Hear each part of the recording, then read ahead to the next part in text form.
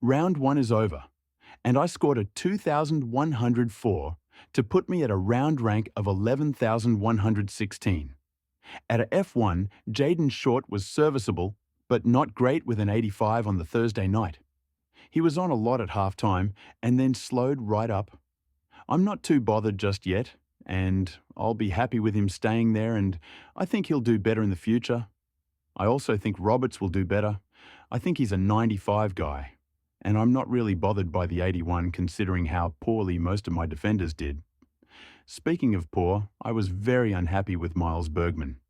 He didn't have the role at all, and as my only real Potter 69 was not good enough. I so wish I started Jake Bowie. My options were Dawson and Bowie, or Petracca and Bergman.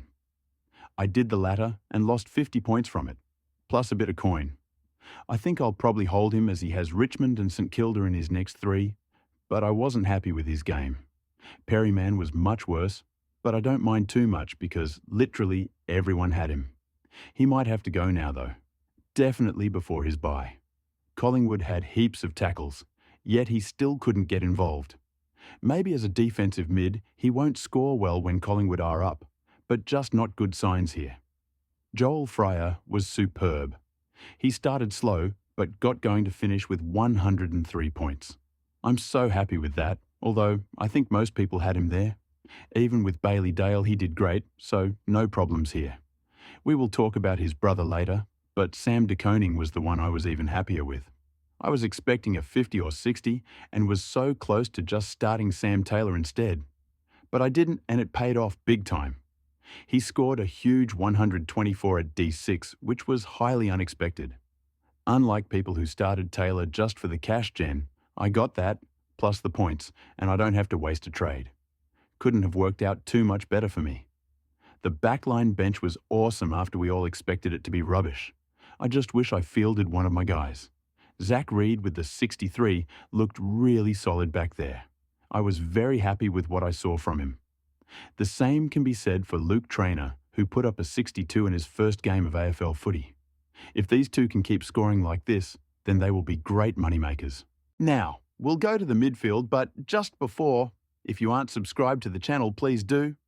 We just had a huge pre-season and I think the channel might be the fastest growing AFL fantasy channel as we are building a really great community, so just take a few seconds and subscribe. It really helps me out, and our new aim is to get to 1,000 subscribers before the mid-season buys. Back to the video now, and I already mentioned that I didn't have Dawson, which was a real shame, but Connor Rozee was pretty good at M1.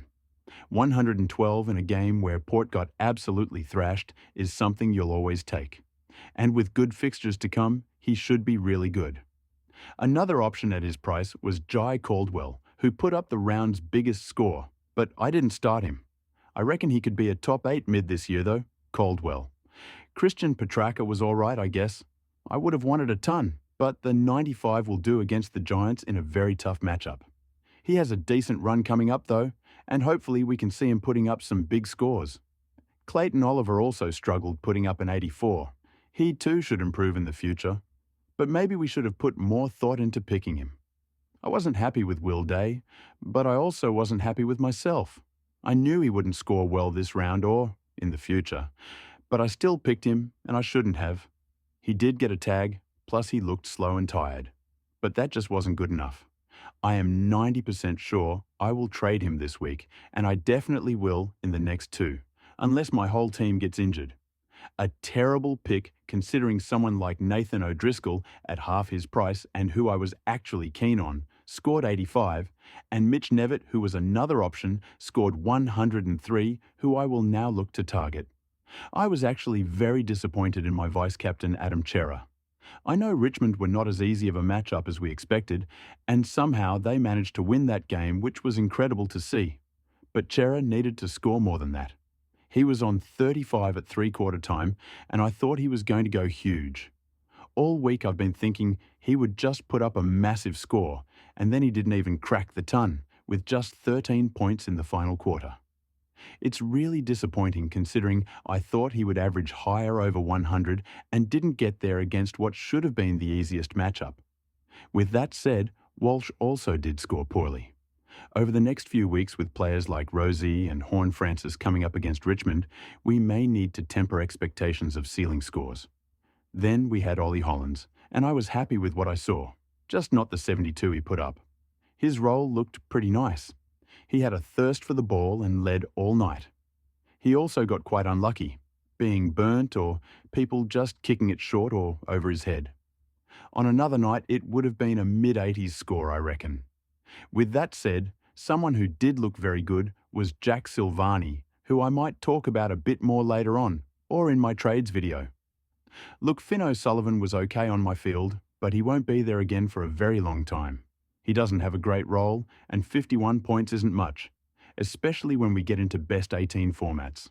I only had him on field because of the confusion around Levi Ashcroft, but even so, he probably shouldn't have been there. I was super happy with Lucas Camporelli, who I decided to field last minute after the Levi Ashcroft news. I would have been happy with a 60, so almost cracking an 80 at basement price, in your debut game in a losing team, is something I cannot complain about. Just really good. Another rookie who impressed in that game was Sam Lalore, who had the 68th. For someone at that inflated price, I don't know if he's someone I want to target. He played really well, but couldn't manage a 70. He's definitely an impact player first. When I heard Levi Ashcroft was the sub, I traded him out, and then when Charlie Cameron was a late out, he came back in. But I put him on the bench this time because I thought maybe he's a risk of getting subbed out. Bad idea. He put up a really good 84, and I fielded Foss instead. It lost me 33 points, which could be the difference between me winning a hat or not. Then Xavier Lindsay was superb. As a very lowly owned rookie, in a tough matchup, he put up a 94, which I was not expecting, and if you don't have him, he's someone you will need to target. If only I put him on field, but I'm still happy with him. My captain was Tristan Xerri, and thankfully for the first time I had a captain score over 100 in round one. I was hoping for a bit more, which I know is greedy, but in that matchup I really wanted like a 150. Either way, still good, although I would say Xerri actually didn't look great in the second half, particularly the third quarter where he only scored 12 points. At times he looked very slow and tired. I'm a bit worried that he's carrying a niggle or injury because there were times when he took a mark and looked very pained, so he would just handball the ball away. But he should be okay. A big shock was Tom De Koning when he pulled out 132 on the first night of fantasy. I heard people talking about putting the VC on him, but I did not see that coming. He racked up the touches with 28 of them and put up 87 points in the second half. Really great to see. Harry Boyd was also really good on the bench. It seems like he's the #1 ruck, and I'm not sure what's going on with Marshall, but it's not good. We know we'll have Briggs to target in a few weeks, but also Marshall now, because he will be incredibly cheap. Now for the forwards, and Horn Francis was not great. Obviously, it was a huge defeat for Port, which doesn't help an impact player like Horn Francis, but 84 is not good enough, really. He still has a good run coming, so he's not on my trade list just yet, but I do need to keep a bit of an eye on him. It sucks that Rankin did much better, but I won't be making the switch just yet. Jack McRae was awesome for the Saints when most struggled. 109 for him, and he has a really great role at his new club. He will be there all year for me, and will very likely be the #1 forward in 2025. Riley Sanders saved his score late after he had an awful start. 72 is okay, but a lot of doggies scored highly, and he wasn't one of them. Like Horn Francis, I don't plan to trade him yet, but I do need to see something from him in the coming weeks. I know we all had him, but Bailey Smith was incredible. I had no idea how he'd go after the ACL injury, but he looked back and better than ever. He was seriously good and scored probably 50 points more than I expected.